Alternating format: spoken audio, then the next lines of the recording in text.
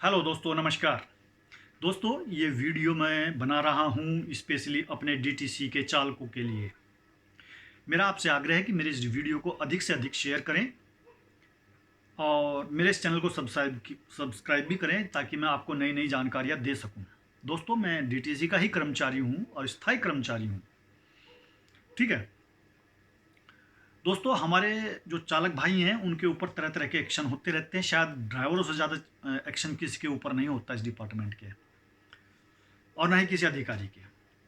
दोस्तों, अभी आपने कुछ दिन पहले देखा होगा कि एक कालकाजी डिपो की एक बस का एक्सीडेंट होता है। वो स्किड होते हुए एक पेड़ से जाकर के टकरा जाती है और उस केस में उस चालक भाई को सस्पेंड कर दिया जाता है। शायद मुझे ऐसा प्रतीत होता है कि डिपो प्रबंधक महोदय ने जो है शायद वो नियम भूल गए हैं उनको सस्पेंड करते हुए।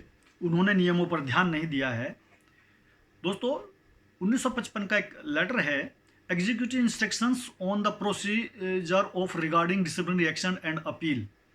मतलब जो भी केस आपके ऊपर होता है, जो भी इंक्वायरी होती है, जो कुछ भी होता है, आपके ऊपर आरोप लगता है, वो इसी लेटर के आधार पर लगता है और इसी लेटर के आधार पर आपसे जवाब मांगा जाता है 72 घंटे के अंदर। ठीक है दोस्तों, और कैसे आपकी रिपोर्ट बननी है वो भी इसी लेटर के अंदर बताया गया है। दोस्तों, परंतु डिपो प्रबंधक महोदय ने, कालका जी ने शायद ये लेटर पढ़ा नहीं है, वो भूल गए हैं। इसमें दोस्तों एक पैरा है, पैरा नंबर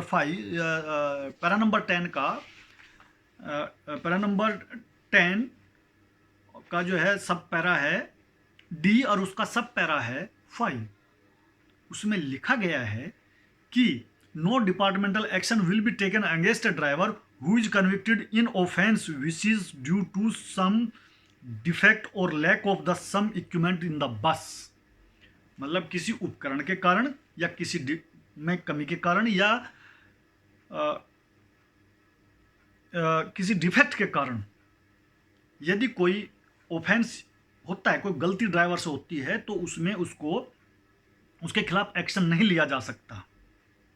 और जो उनको सस्पेंशन लेटर दिया है उसमें एक उपकरण से गलती हुई है और शायद डिपो प्रबंधक महोदय साहब उसको भूल गए, उन्होंने ध्यान नहीं दिया। दोस्तों, वो जो लेटर उसमें दिया गया है उसमें उन्होंने खुद कमिट किया है, उन्होंने खुद माना है कि वो बस जो थी 50 से 55 किलोमीटर की स्पीड में चल रही थी और उन्होंने उसका रीज़न बताया है। यानी कि उस बस का एक उपकरण जिसको हम स्पीड कंट्रोल डिवाइस या आम भाषा में स्पीड गवर्नर कहते हैं, वो काम नहीं कर रहा था। और इस लेटर के आधार पर उस भाई के ऊपर कोई भी एक्शन नहीं होना चाहिए था। ये जो एक्शन होना चाहिए था ये टाटा मोटर्स या सर्विस प्रोवाइडर के खिलाफ होना चाहिए था। परंतु डिपो प्रबंधक महोदय साहब हैं, उनके खिलाफ कैसे कार्यवाही कर सकते हैं? भाई वो टाटा है, वो खा जाएगा, सटक जाएगा डिपो प्रबंधक साहब को। ठीक है ना, इसलिए उन्होंने उसके खिलाफ एक्शन नहीं लिया है। दोस्तों, इसके रिगार्डिंग, स्पीड गवर्नर के रिगार्डिंग आपको याद हो 20 नवंबर 1997 को case number WPC number 13029 of 1985 में माननीय सुप्रीम कोर्ट ने आदेश दिया था। आपको याद होगा वो यमुना में जो बस गिरी थी बच्चों सहित, उसके बाद का ये केस है। और इस केस को जाना जाता है MC Mehta versus union of India and ORs। मतलब एक मिस्टर MC मेहता हैं, उनका और गवर्नमेंट ऑफ इंडिया और स्टेट, मतलब सब, उन्होंने उसमें जो है ये केस चला था।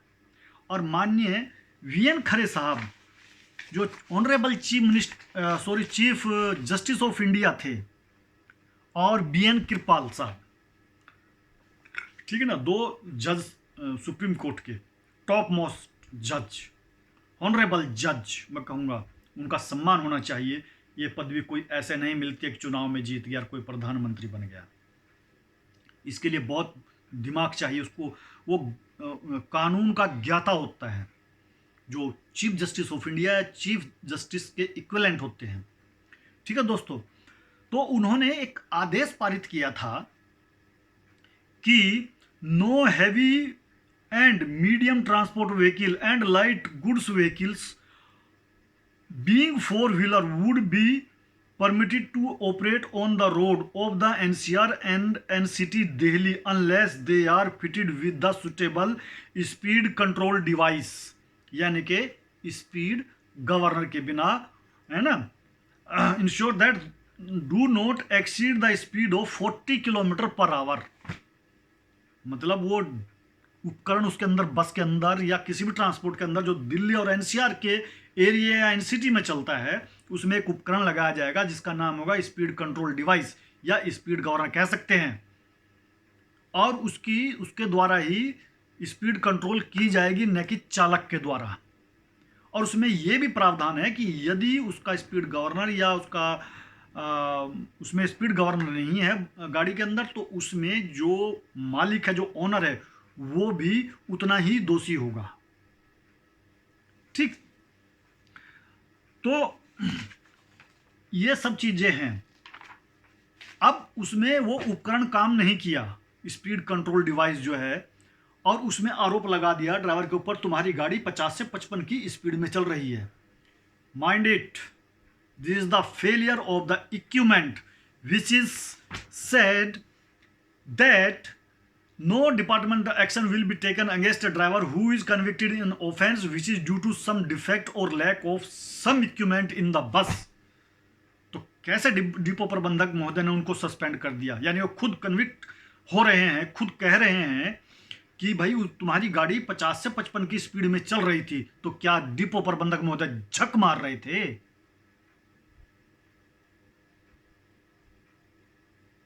क्या झक मार रहे थे क्या? क्यों नहीं इस गाड़ी को रोका गया?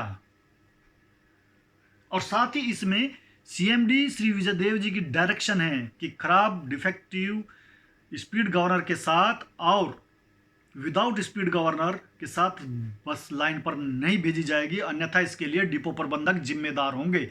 मैं आग्रह करूंगा सीएमडी महोदय से कि डिपो प्रबंधक के खिलाफ और जो कालका जी डिपो के फोरमैन हैं उनके खिलाफ, साथ ही टाटा मोटर के खिलाफ भी एक्शन लिया जाए, न कि अपने लिखित वर्डों पर अड़िग रहते हुए, न कि उस ड्राइवर के खिलाफ। चूंकि ये नेग्लिजेंसी है, ये फेलियर है एक इक्विपमेंट का, जिसके कारण ये सब का हुआ।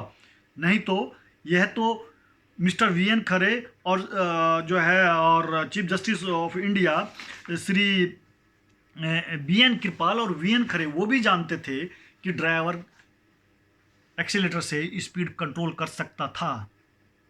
आप अब डिपो प्रबंधक और सीएमडी महोदय जो हैं, ये नहीं कह सकते कि श्री ऑनरेबल जज VN Kripal and VN Khare was fool. तो इसमें बिल्कुल भी गलती मैं कहता हूं कि ड्राइवर की नहीं, and we will fight for him. हम उस भाई के साथ खड़े हैं। दोस्तों, आपसे मेरा आग्रह है, यदि आपको लगता है आपकी स्पीड ओवर स्पीड बस भाग रही है, उसको साइड में खड़ा कर दीजिए, और फिर आप ये कहें कि हम टेस्ट ड्राइव, तो टेस्ट ड्राइव करा करके उसको दिखाइए, देखिएगा तुम्हारी स्पीड जो है ज़्यादा जा रही है।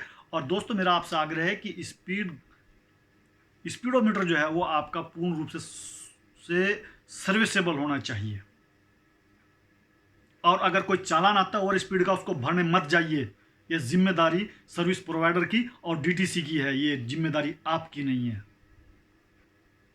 क्योंकि इन अधिकारियों ने अपनी मर्जी से इसके स्पीड गवर्नर खुलवाए हुए हैं। ये मैं क्लियर कट डंके की चोट पर बोल रहा हूं। कोई सा भी डिपो का आप खोल के देख लीजिए, सारी सब गाड़ियां ओवर स्पीड दौड़ती हुई। किसकी परमिशन से गाड़ी खोली गई है, मैं जानना चाहता हूं सीएमडी महोदय से, किसकी परमिशन से? और क्या एक डिपो प्रबंधक की इतनी हिम्मत है कि वो आपके ऑर्डर का पालन ना करे?